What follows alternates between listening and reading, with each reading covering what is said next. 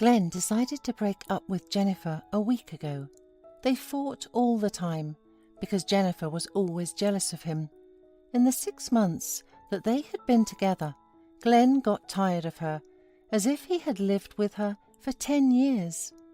One day, after another quarrel with Jennifer, Glenn got on his motorcycle and went to the countryside. He wanted to breathe in some fresh air, to be alone, to sit by the sea, looking at the waves. He sat on a high cliff, looking at the waves and thinking about his life. Suddenly, somewhere below, he heard a thin girl's voice and some kind of commotion. Glenn went down to the shore and saw that the thin young woman was trying to get a puppy out of a small hole in the water.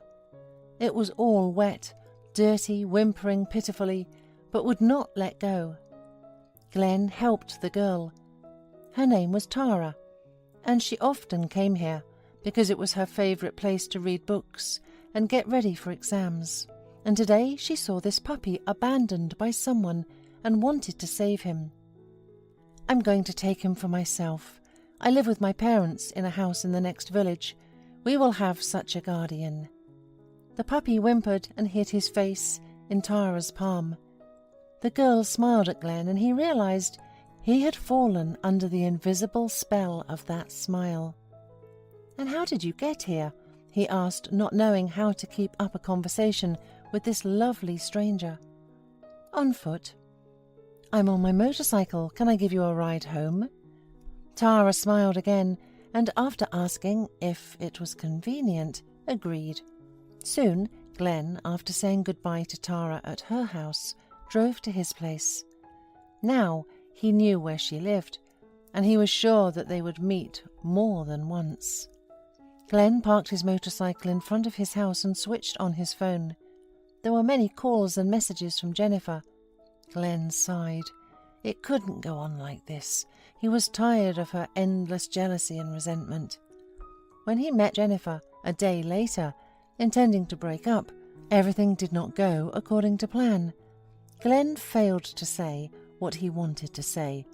Jennifer was crying, her grandmother was gone, and of course a breakup was out of the question. Still, Glenn started going to see Tara.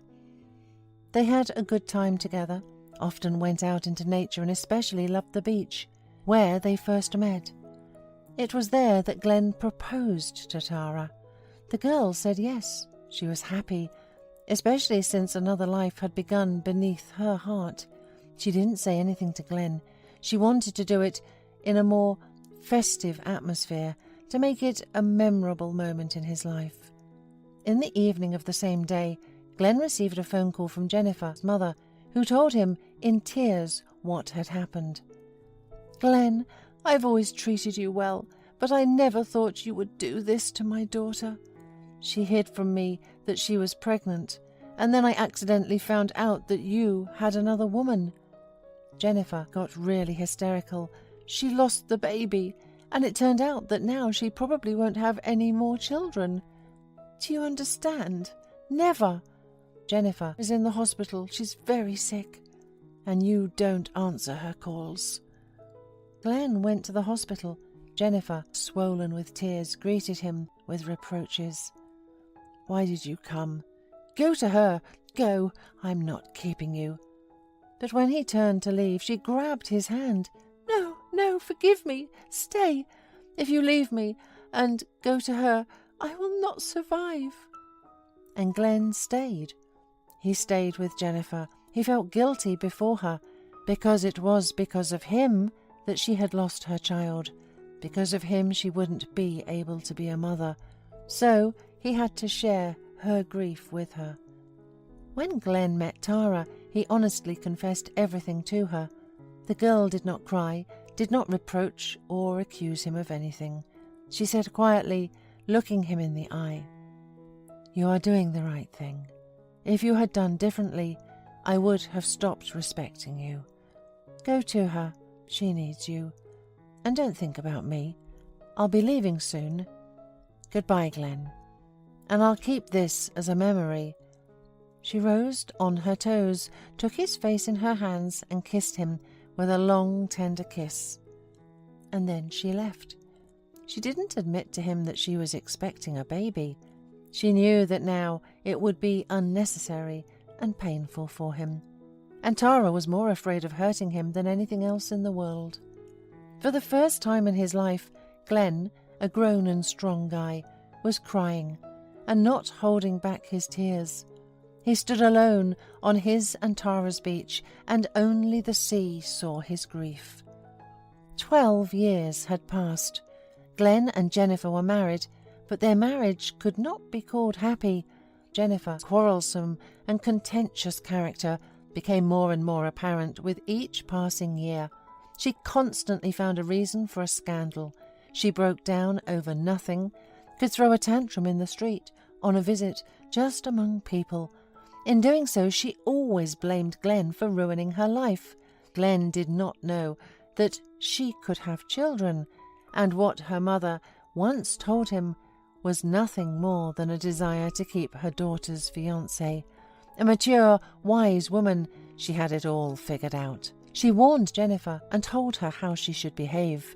Yes, they hadn't lied about the abruptly terminated pregnancy, but the incident hadn't caused Jennifer any physical trauma. She was healthy now. She just didn't want kids. She liked going to the sea with her husband, vacationing in Turkey and Greece, fully enjoying her life. Glenn was making good money, and Jennifer had no need for anything and was not going to change anything in her life. And Glenn lived as if in a vacuum, and with a huge burden of guilt to Jennifer and to Tara. He never wanted to go home. He was not interested in women, although many young and not so young female employees constantly and explicitly hinted to always serious and unsmiling Glenn that they were quite attracted to him. Only his motorcycle brought him joy. When he raced into the wind, he was almost happy. However, lately, Glenn rarely rode it because he started drinking in bars more and more often.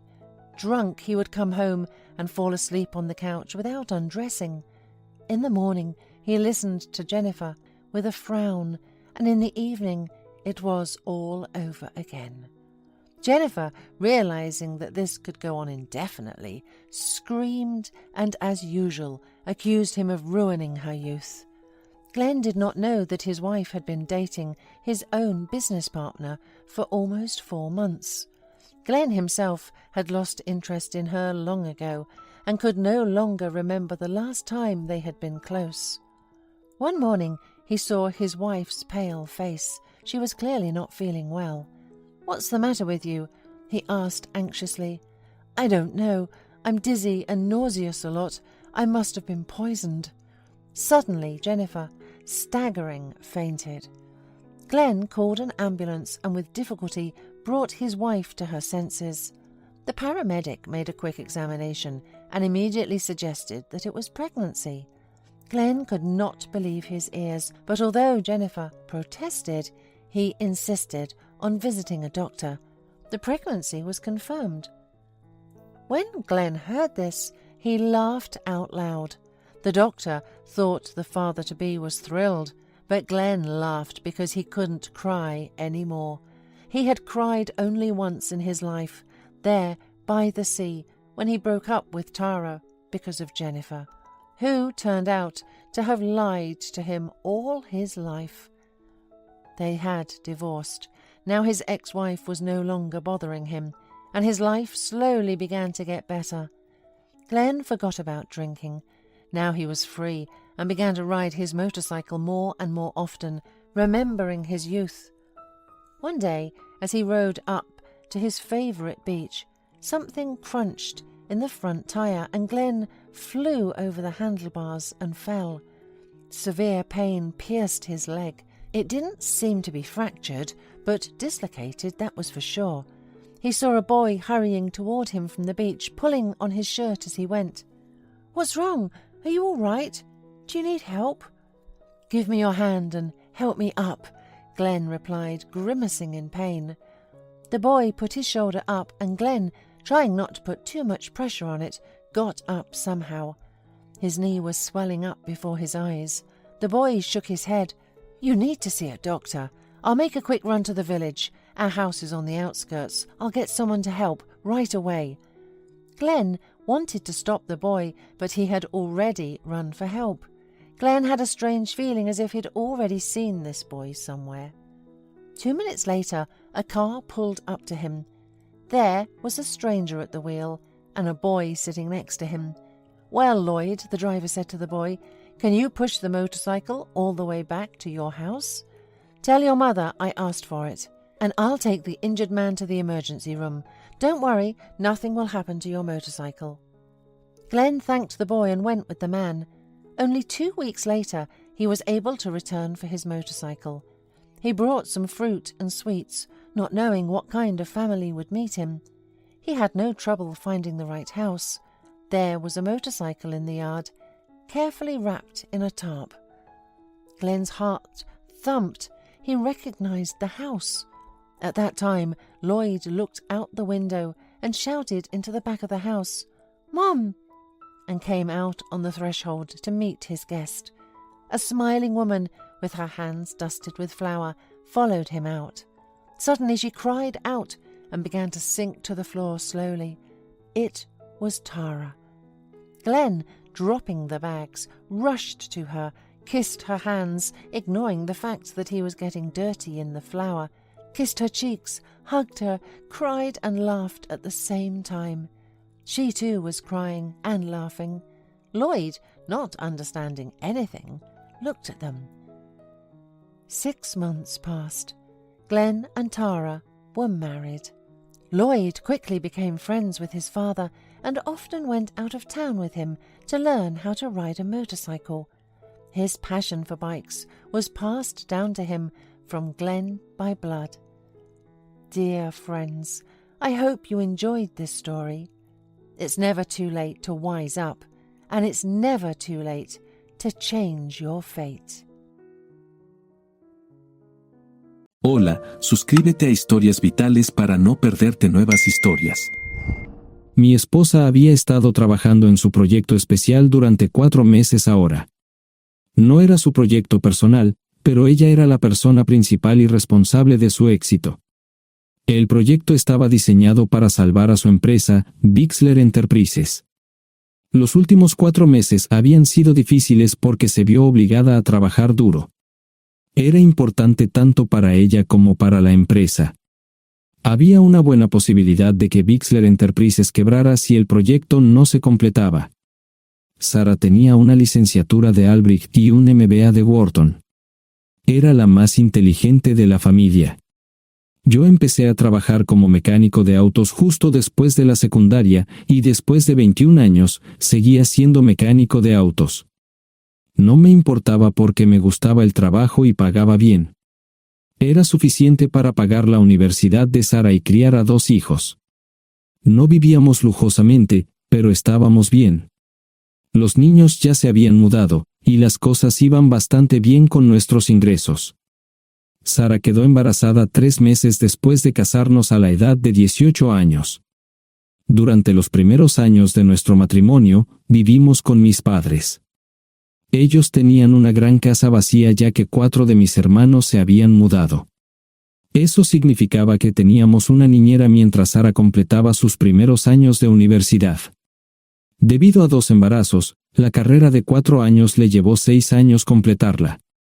Fue difícil, pero lo logró. Siempre tuve trabajo y nunca me faltó trabajo extra si lo necesitaba. Después de que Sara se graduó de Wharton, alquilamos nuestro propio lugar. Tuvo ofertas de trabajo de varias empresas grandes, pero todas requerían que nos mudáramos. A mí no me importaba, pero Sara quería quedarse cerca de casa. Por eso decidió trabajar en Bixler Enterprises. Pagaba bien, pero lo más importante, le daba responsabilidad y la oportunidad de avanzar. Sara era una empleada trabajadora y dedicada. La presentación es el jueves en el Hotel Thyssen en Filadelfia. Tomé unos días libres en el trabajo para ayudarla según fuera necesario. Al final, todo lo que logré fue hacerle algo de comer cuando llegaba a casa. No sabía nada sobre su trabajo, ni tampoco quería saber. Los negocios corporativos de alto nivel me aburrían. Empresarios de Europa, Asia y América del Sur venían aquí, la empresa pagaba sus boletos de avión y proporcionaba habitaciones en el Hotel Thyssen mientras estaban aquí. Era caro como el infierno, y por algunas cosas que Sara había dicho, la empresa estaba sobreestimando sus finanzas. Su presentación era importante para ella, para la empresa y para más de 200 empleados. Hasta el martes por la noche, todo iba bien. Sara llegó a casa con un traje nuevo, un traje gris con una blusa blanca. Desplegó todo lo que necesitaba en la cama de la habitación de invitados. Cuando se trataba de la limpieza de la casa, ella era normal, pero cuando se trataba del trabajo, era meticulosa. No entendía por qué necesitaba sacar su ropa interior de lujo, pero no dije nada. Además de su traje para la presentación, tenía varios vestidos de cóctel lindos para eventos sociales antes y después del evento. Siempre había evitado tales eventos, pero me sentía obligado a ir con ella si ella quería que lo hiciera. Me agradeció la oferta, pero dijo que no era necesario. Todos los materiales y equipos que necesitaba estaban guardados ordenadamente en el maletero de su Volvo. Antes de salir del trabajo, ella misma conducía el coche para asegurarse de que todo estuviera en perfectas condiciones. Tenía todo el día miércoles para prepararse y toda la noche del miércoles para socializar con sus invitados. Sara era tan buena en lo que hacía que sentía que habría sido mejor si simplemente me hubiera mantenido alejado de ella. Finalmente, había terminado. Lo había revisado y vuelto a revisar todo. Todo lo que necesitaba ahora era una ducha caliente y una buena noche de sueño. Supongo que mi error fue que empecé a revisar sus cosas después de que Sara comenzara a ducharse. Pensé que estaba ayudando, pero resultó ser lo contrario. Estaba moviendo cosas en la cama cuando un pequeño sobre blanco cayó del bolsillo lateral de su bolso de maquillaje. Una carta de una farmacia, pero no del tipo que solemos usar. Dentro había 10 pastillas. No tenía idea de qué era, PREN, y las instrucciones eran confusas. Si es necesario, tomar una pastilla y luego una segunda pastilla 12 horas después. Pensé que podría ser algo que ella había conseguido para la ansiedad o los nervios, pero las instrucciones no tenían sentido. La receta estaba escrita a su nombre el lunes. Volví a poner el sobre en su lugar mientras ella terminaba de ducharse. Decidí que quería saber más sobre PREN antes de contarle sobre ello. Por supuesto, si lo mencionaba, significaría que estaba revisando sus cosas. Odio los dilemas. Mientras Sara se preparaba para dormir, fui a nuestro ordenador doméstico y busqué. 10 minutos después, me uní a mi esposa bajo las sábanas. Pasé toda la noche despierto, preguntándome por qué mi esposa había recogido una receta para la píldora del día después, especialmente después de que me hicieran una vasectomía hace 10 años. A la mañana siguiente, me levanté temprano, pero no estaba descansado. Di un largo paseo, esperando que despejara mi mente. Me dirigí hacia casa con reticencia, temiendo lo que podría hacer o decir cuando llegara allí. Mi hijo Joe se unió a la Marina después de la escuela secundaria y estaba en su primer año en San Diego. Nuestra hija Gloria se casó con su amor de la infancia el año pasado y acababa de mudarse a Dallas. Eso dejaba solo a Sara y a mí. Echaba de menos a los niños, pero esperaba envejecer con mi esposa. Ella era la única mujer que me había interesado, y ahora todo estaba. Si Sara estaba teniendo una aventura, lo ocultaba bien. Por supuesto, nunca la vigilé. Nunca miré sus correos electrónicos o llamadas telefónicas. No tenía razones para hacerlo. No tenía forma de saber qué estaba haciendo en el trabajo o después del trabajo. Confiaba en ella completamente. Ion, ¿dónde demonios has estado? ¿Quieres huevos o algo? No, solo café. No me sentía con muchas ganas de hablar. ¿Qué pasa, cariño?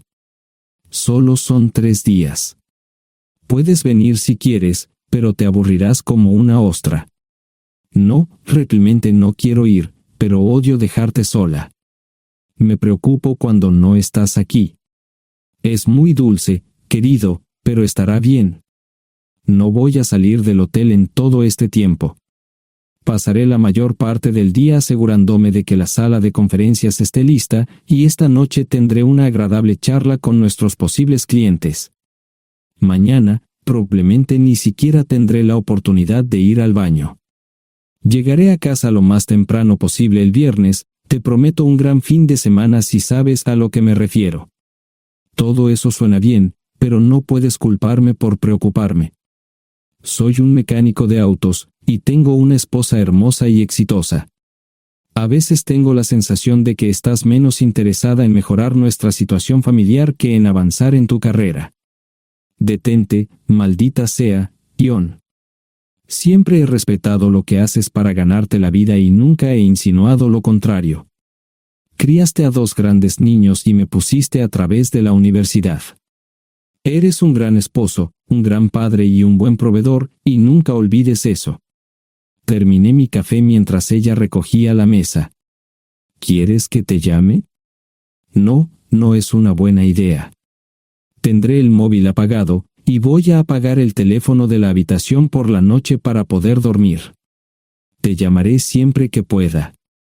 La ayudé a cargar el coche, era tan meticulosa con eso como con todo lo demás. Trabajando, le llevaría 3 horas llegar al Hotel Thyssen. Me quedé en el porche y la vi marcharse. No me molesté en preguntarle por las pastillas. Pasé el resto de la mañana en el porche. No recuerdo haberme preocupado tanto como ahora. Me sentía pequeño e insignificante. Me sentía fuera de mi liga. Era un tipo de pueblo con un trabajo mediocre y una esposa exitosa. Era una combinación equivocada. Debería haberlo notado antes. Me sentía estúpido.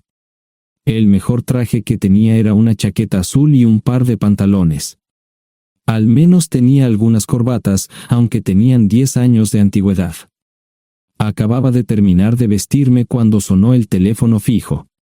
Oye, cariño, solo quería avisarte de que llegué bien. ¿Tuviste un buen viaje? Supongo que el tráfico no estaba demasiado denso. Estuvo bien. Te llamaré esta noche. Ahora tengo que irme. Estoy en la habitación 714, Sara. Puedo estar en casa de mis padres o en la de mis hermanos esta noche si quieres llamarme a mi móvil. De acuerdo. Suena el teléfono móvil. Te quiero, tengo que irme. Me tomé mi tiempo para llegar a Filadelfia. No fui directo al Thyssen, primero me detuve y compré un filete con queso. Prometí hacer una larga noche. No estaba seguro de qué iba a hacer. Estacioné en el garaje del hotel y simplemente esperé. Tarde o temprano, tenía que entrar en el hotel. Simplemente no podía decidir cuándo hacerlo. El sonido de mi teléfono celular me ayudó a tomar mi decisión. Ion, solo quería avisarte de que todo se ha arreglado. Ahora voy a bajar para encontrarme con algunas personas y cenar. No olvidaste nada, ¿verdad? No, todo está bien. Tengo todo en mi habitación para mañana. ¿Necesitas algo? No, Ion, relájate. Voy a apagar mi teléfono. Te llamaré mañana por la mañana. ¿De acuerdo? Ríe, diviértete. No es divertido, Ion, es trabajo. No parecía estar demasiado fuera de lugar. El vestíbulo, el restaurante y las salas de conferencias estaban llenos de gente, así que pude pasar desapercibido. Había un folleto pequeño y bonito que mostraba el diseño de todas las habitaciones del hotel. Me paseé por las diferentes habitaciones y me detuve en las paredes, mirando alrededor entre la multitud. No tenía ni idea de qué haría si Sara me veía. Lo averiguaría si y cuando eso sucediera.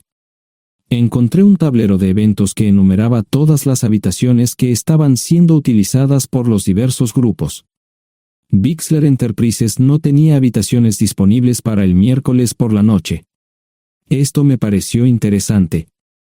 Sara había dicho que no iba a salir del hotel, pero ahora no estaba tan seguro de eso. Había 3 comedores, familiar, informal y de alta cocina. A Sara no le gustaba mucho cenar con niños, así que fui primero al comedor informal. Solo me llevó 5 minutos asegurarme de que no estaba allí. Tuve mejor suerte en el salón gourmet, era una acogedora mesita encajada en la esquina, el tipo de mesa que la gente reserva para tener un encuentro privado. Sara llevaba un vestido de cóctel negro con un escote pronunciado y perlas, se veía elegante y su acompañante parecía apreciarlo. Conocía a algunas personas con las que trabajaba Sara, y él no era una de ellas. Me resultaba familiar, pero no había forma de que pudiera recordarlo. Había muchas sillas libres, así que no tuve problemas para cruzar la sala. Había velas y pequeños candelabros de cristal en las mesas. Apagué la mía y le dije al camarero que me molestaba por el glaucoma. Pedí el plato de pollo de siempre y me acomodé. El camarero me sirvió el café por tercera vez. Disculpe, el tipo en la mesa de enfrente me parece muy familiar. ¿Sabes quién es? Sí, ese es Malcolm Eugene Foote. Es miembro del Consejo Municipal, se espera que se postule para el Congreso en los próximos años. ¿Es esa su esposa con él? Es muy bonita. No, esta es la primera vez que la veo. Siempre usa esa mesa para señoras especiales, si me entiende. Simplemente le sonreí y pedí la cuenta. Nunca había visto a Sara tan sensual con un hombre antes. Parecía captar cada palabra que decía, como si fuera Dios o algo así. No estaban haciendo nada inapropiado, pero tampoco era platónico ni profesional. Cuando me fui, estaban terminando su segunda botella de vino. Ahora entendía por qué se había llevado su lencería elegante. Me acomodé en una esquina del vestíbulo para que no me vieran. 10 minutos después, salieron del restaurante. Ella le tomaba la mano mientras caminaban por el vestíbulo hacia el ascensor. Observé cuidadosamente los indicadores de piso, que el ascensor se detuviera en el tercer piso era una buena señal, significaba que no lo había llevado a su habitación. Era una mala señal cuando el ascensor no llegaba al 7º piso, significaba que ella fue a su habitación. Por si acaso me equivocaba en algo, me senté en el vestíbulo y observé el ascensor durante 1 hora. La gente entraba y salía, pero Sara no estaba entre ellos. Saqué mi maleta vacía del coche y me dirigí al mostrador de recepción. Aunque podía demostrar que era su esposo, me costó trabajo conseguir una tarjeta llave. Se dieron después de llamar a la habitación, pero nadie respondió. Finalmente, estaba en camino a la habitación 714 con la tarjeta llave. Ni siquiera encendí las luces al principio, simplemente me senté en la oscuridad de la habitación durante más de 1 hora. No fue difícil asegurarme de que no regresara a la habitación. Primero, empacé todas sus ropas y pertenencias personales. No dejé nada atrás. Revisé el paquete de Preven, todavía quedaban 10 pastillas en el tocador. De manera muy ordenada, estaban todos los artículos que necesitaría para su presentación al día siguiente. Comencé a llenar la maleta.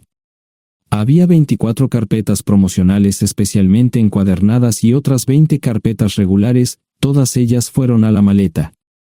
Un proyector digital fue lo siguiente, seguido de una computadora portátil. Tomé su bolso y su celular, que había dejado en la habitación, todo lo que tenía consigo era un bolso de mano y probablemente un tubo de lápiz labial. Di una vuelta por la habitación tan cuidadosamente como lo hizo ella para asegurarme de no perder nada. Una vez satisfecho, dejé las llaves del coche y mi anillo de bodas en el tocador, aparte de esos 2 objetos, la habitación estaba completamente vacía. El ascensor se dirigió directamente al estacionamiento, no tuve problemas para llevar 2 maletas, y 20 minutos después, estaba en la autopista rumbo al norte. Pasaban las 3 de la madrugada, no tenía idea de que había pasado tanto tiempo. 1 hora o 2 después, sonó mi teléfono celular, la identificación de llamadas mostraba el número del Listen. Sí, ¿dónde estás? Estaré en casa pronto. Eso fue todo lo que dije. Hubo silencio en el otro extremo de la línea.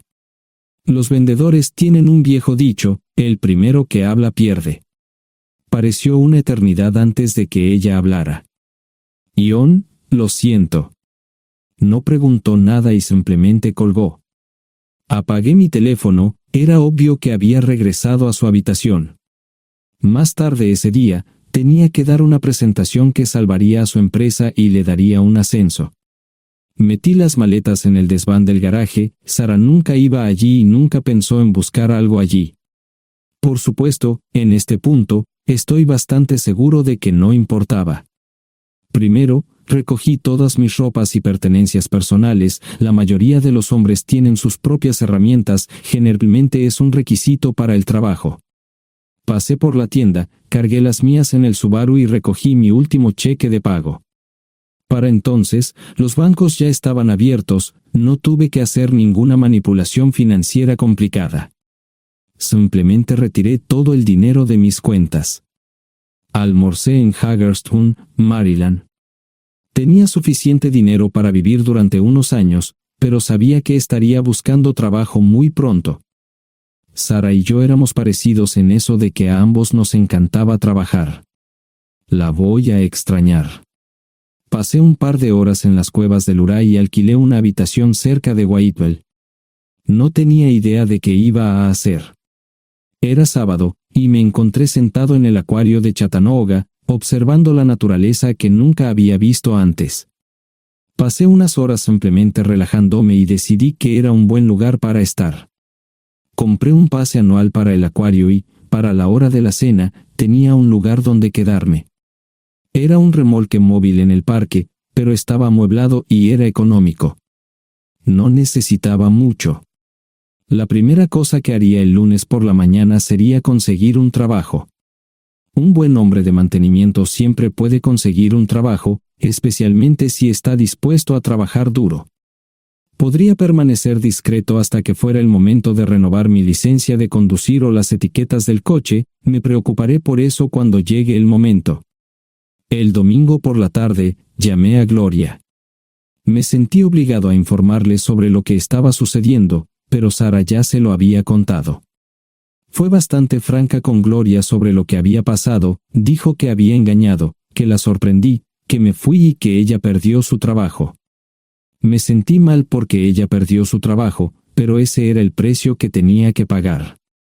Le pedí a Gloria que le dijera a Josh lo que estaba sucediendo la próxima vez que hablara con él.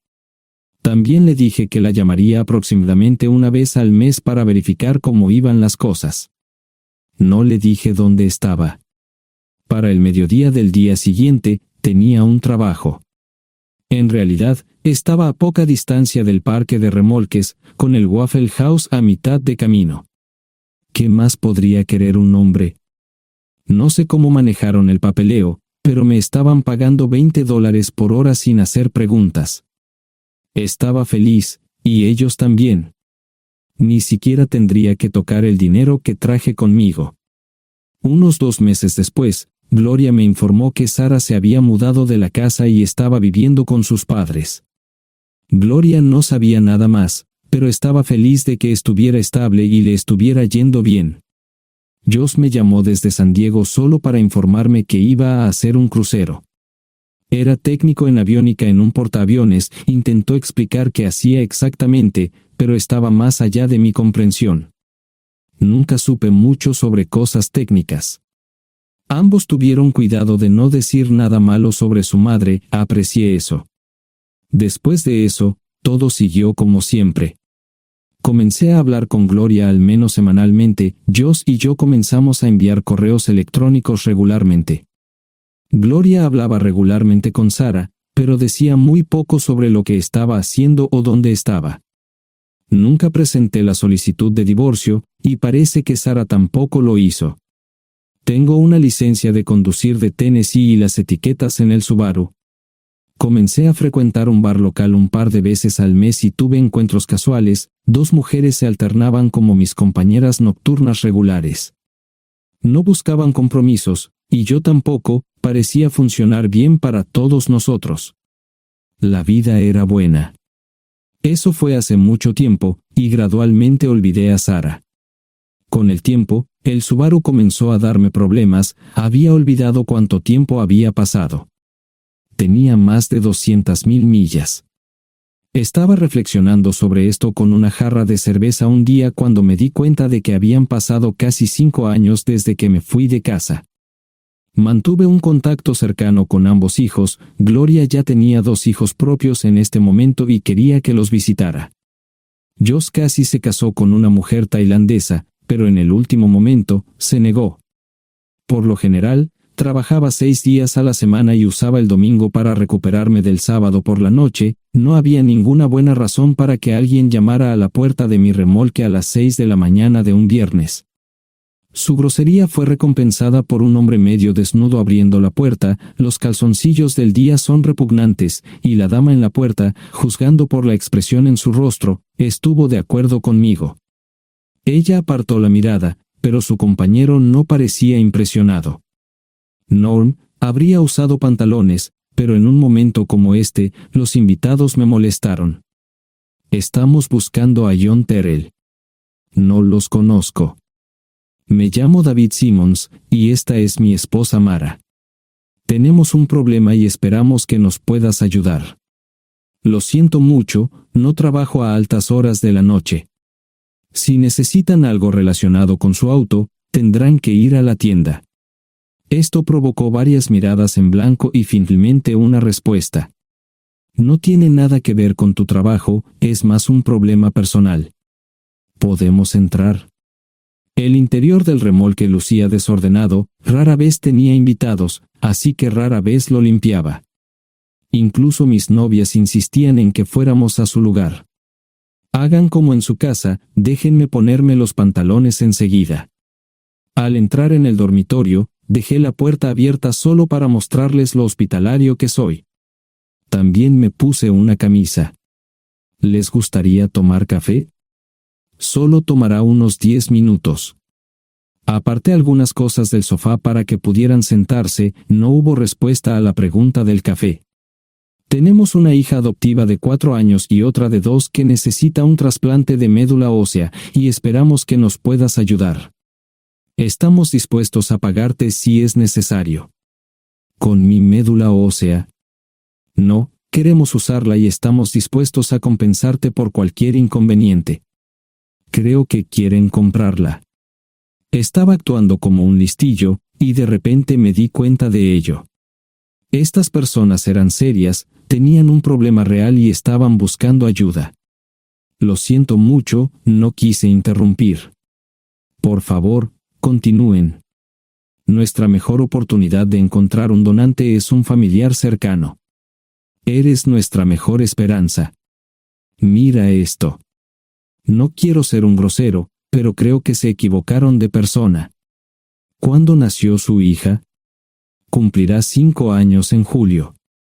Marche Simmons habló por primera vez, y sonó sincera. Odio ser el portador de malas noticias, pero me hice una vasectomía hace 15 años. No hay forma de que pueda ser su padre. ¿Por qué tu nombre estaba en el certificado de nacimiento? No puedo responder eso, tal vez deberían preguntarle a su madre. Esa afirmación fue recibida con silencio. Sentí pena por estas personas, pero no sabía cómo ayudarles. ¿Cuál es el nombre de la madre? Sarah Lise Terrell. No encontraba las palabras. Tal vez no debería haber tomado esas malditas pastillas de ella, por supuesto, entonces esas personas no tendrían una hija en absoluto. Todo lo que pensaba que había superado el dolor, y aquí está de nuevo, viejos recuerdos de mi esposa teniendo relaciones sexuales con ese maldito político de Filadelfia. Estaba empezando a olvidarlo todo, y ahora estaba de vuelta. Maldita sea. Ahora entiendo y pido disculpas por mi grosería e insensibilidad. Haré todo lo que esté en mi poder para ayudarles. En primer lugar, porque no puede Sara hacerse un trasplante de médula ósea. Médicamente, no puede. ¿Por qué no? Es madre, tiene que ser una donante adecuada. Ella es una donante adecuada, pero está demasiado enferma. Los médicos se negaron siquiera a considerar utilizarla. ¿Enferma de qué? Está muriendo de insuficiencia hepática. Le quedan menos de 6 meses de vida. Esto no tiene sentido. Siempre ha estado perfectamente sana. Además, no creo que un hígado enfermo le impida donar médula ósea. El hospital no aceptará su firma en el formulario de consentimiento. ¿Estás diciendo que hay algo mal en su cabeza? Ambos me miraron en silencio, sabían la respuesta, pero no querían decirlo. En ese momento, no quería que se sintieran aún más incómodos. Hace 10 minutos, no me importaban, pero ahora sentía que tenía que protegerlos y ayudarlos. ¿Cómo sucedió esto? ¿Podría alguno de mis hijos ayudar? Quizás, pero pensamos que eras nuestra mejor esperanza. ¿Por qué no van tras su padre, su verdadero padre? Pensamos que eras tú. No tenemos ni idea de quién más podría ser. Sara no nos dijo nada sobre otro posible padre. De hecho, ella no estaba en condiciones de explicar nada, agregó Mara. Obtuvimos la mayoría de nuestra información de la agencia de adopción. Tuve que preparar café y hacer pis, permítanme un momento. Dejé a mis invitados sentados mientras preparaba el café. Solo tomó unos minutos. Mientras se preparaba, fui al baño, algo que necesitaba hacer urgentemente. Traté de ser discreto, ya había avergonzado lo suficiente a Mara. ¿Dónde viven? En Westchester, Pensilvania. Les haré una oferta. Si les digo quién es el verdadero padre de su hija, deben prometerme que lo perseguirán sin descanso hasta obtener lo que desean. ¿De qué estás hablando? El padre de su hija es un político prominente en Pensilvania. Por supuesto, negará todo y probablemente les proporcionará documentos legales para detener sus esfuerzos. Si acuerdan presionar lo suficiente para que él admita que la niña es suya, podrán avergonzarlo y obligarlo a hacerse un trasplante de médula ósea. Eso es lo que quieren, ¿verdad? Sí, claro, pero ¿cómo hacemos eso? No lo sé. Soy mecánico. Trabajo con metal para ganarme la vida. Creo que la mejor manera sería utilizar la televisión, la radio y los periódicos. Los políticos harán cualquier cosa para evitar una mala publicidad. ¿Tienen amigos que puedan ayudar? Bueno, ahora ambos estaban sonriendo. Debo haber dicho algo que les dio esperanza. Creo que podemos hacer esto. ¿Quién demonios es él? Malcolm Eugene Foote. Se postula para el Senado de los Estados Unidos. Apuesto a que hará cualquier cosa para evitar una mala publicidad. El café estaba listo, pero David y Marshall no podían esperar para llegar a casa. Antes de irse, les dije cómo ponerse en contacto con Gloria y Josh en caso de que los necesitaran. Estaba seguro de que ayudarían. También les pedí que me dijeran dónde estaba Sara. Probablemente estaría en Pensacola antes de que ellos regresaran a Westchester. Me corté el pelo y compré una camisa nueva. Sara era una tramposa que arruinó mi vida, pero aún así quería lucir bien cuando la viera. Era otro remolque, pero esta vez era un bonito doble nuevo. Allí estaba su Volvo con una llanta desinflada y un parabrisas roto. La mujer que abrió la puerta no era Sara, parecía que la habían empapado fuerte y la habían dejado empapada. Tenía al menos 45, tal vez 50, y debió haber tenido una vida difícil. La falta de maquillaje no ayudaba, y simplemente se veía horrible. No tuve la oportunidad de abrir la boca. Caray, si no es John Terrell. Nunca esperé verte aquí. Tuve que usar la vieja línea, me estás poniendo en desventaja. Sherry Hart. Pasa, entra. ¿Quieres una cerveza? No, pero gracias. Estoy aquí para ver a Sara. Sherry cruzó la habitación y se detuvo en el buffet del comedor. Aquí está, John. Mírala todo lo que quieras. Su mano señalaba una urna de latón que estaba en el centro del buffet vacío. Supongo que llegué demasiado tarde. No me moví, Solo me quedé mirando el contenedor frente a mí. ¿Puedo tomar una cerveza ahora? Sara se mudó a Pensacola después de dar a su bebé en adopción. Compró el remolque con el dinero que recibió de Bixler Enterprises después de que la despidieron. Tenía una participación en las ganancias, 401k, y vacaciones y días de enfermedad. Eventualmente, consiguió un trabajo en una fábrica local de prendas de vestir donde trabajaba en el departamento de envíos. Allí fue donde conoció a Serry. Serry alquilaba una habitación de Sara. Cada centavo que Sara ganaba iba para el alcohol. Empezó con vino y gradualmente pasó a bebidas más fuertes, las más baratas. Eventualmente, perdió su trabajo debido a su alcoholismo y se vio obligada a usar sus ahorros. Nunca salió con nadie ni salió a ningún lado. Serry se quedó con ella, pagó sus servicios públicos y compró alimentos que Sara no comía. Le llevó más de 3 años quitarse la vida. Increíblemente, ella tenía un testamento y me dejó un doble remolque y un Volvo. Serry explicó que Sara estaba tan angustiada por lo que había hecho que simplemente se rindió. No intentó evitar el embarazo ni siquiera terminarlo. La adopción se había arreglado meses antes de que naciera el bebé. Nunca volvió a trabajar, excepto en los trabajos clandestinos que hacía mal. Serry dijo que Sara no parecía tener ambición ni propósito en la vida. Sara hablaba mucho de mí pero tenía miedo de intentar contactarme.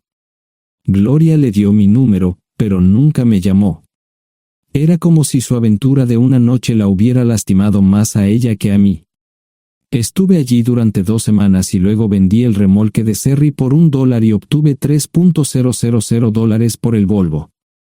2 días después, estaba en Westchester visitando a mis nuevos amigos David y Marche. Malcolm Eugene Foote resistió al principio, pero David y Marche lo presionaron hasta que cedió. Insistió en pruebas de ADN, que demostraron que era el padre. Para salvar la cara, más o menos lo obligaron a someterse a un trasplante de médula ósea, que fue exitoso. La carrera política y la vida familiar de Malcolm no dejaron una impresión favorable. Su caída en las encuestas fue tan rápida que el partido lo reemplazó por otro candidato unos meses antes de las elecciones. Su esposa solicitó el divorcio y fue muy pública al respecto.